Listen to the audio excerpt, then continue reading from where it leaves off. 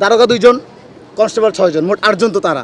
আর ধরেন ছিনতাইকারীরা 3 জন, তারা দৌড়াইতেছে না, তারা ভয় পাচ্ছে, ছিনতাইকারী তারা ভয় পাচ্ছে। পুলিশ থাকতে যদি এই অবস্থা হয় তাহলে আমরা কই যাব? আমি এটাই ভাবে কুলাইতে পারি না। ওইখানে পুলিশের গাড়ি অবস্থা থাকে মানে পুলিশ কোনো রিয়াকশন করলো না, ঠিক আছে। ওর পায়ের ভিতরে ছুরি মারা হলো, ওর থেকেও বড় ছুরি, ওর আরপার হয়ে গেল, রানের আরপার হয়ে গেল, পুলিশ কোনো রিয়াকশন নাই। তাহলে ওই দোষটা কারে দিব? ওর ক্যাম্পাস, ওর সব কিছু মহল্লা ওর। তাহলে এখানে এত বছর আমরা তো ছোটকাল থেকে একসাথে বড়, চোখের সামনে হয়েছে। আমাদের ওখানে সিসিটিভি ক্যামেরা আছে, আপনি সোনালী ব্যাংকের সামনে, সোনালী ব্যাংকের সামনে ওরা আমাদেরকে পুলিশ আর বলতেছে এই চলো চলো তোমরা ধরো। তারার গাড়ি ছিল 2টা, গাড়ি স্টার্ট করে কি হইতো? দারোগা 2 জন, কনস্টেবল 6 জন, মোট 8 জন তো তারা। আর ধরেন ছিনতাইকারীরা 3 জন, তা 8 জনের সাথে কি আমরা 3 জন পারবো না?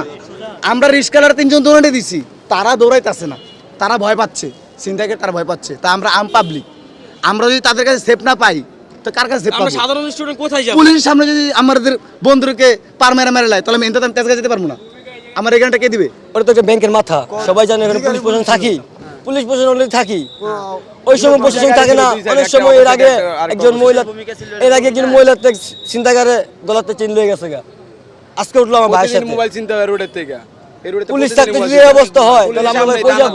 আমরা তো ভাই গরিব ঘরের সন্তান। পুলিশ যদি পদক্ষেপ নিত তাহলে এই ঘটনা ঘটতো না। পাবলিক যারা ছিল ওরা দৌড়ে ছিনতাইকারীকে ধরার চেষ্টা করছে, কিন্তু পুলিশ একজনও সেখানে কোনো সহযোগিতা করেনি। এটা যারা ওদেরকে নিয়ে গেছে প্রত্যক্ষদর্শী ওরাই বলেছে। এই বিষয়টা ঘটনা আসলে কি সত্যি বলবেন? কিনা? না, এটা আমার মনে হয় না এটা হয়েছে। ঘটনা ঘটাচ্ছে আর পুলিশ আগাই যাবে না, এটা তো হইতে পারে না। আর এখানে রাস্তায় অনেক গাড়ি ছিল, তো এই মাঝামাঝি কি হয় আপনি এখান থেকে দেখতে পারবেন না।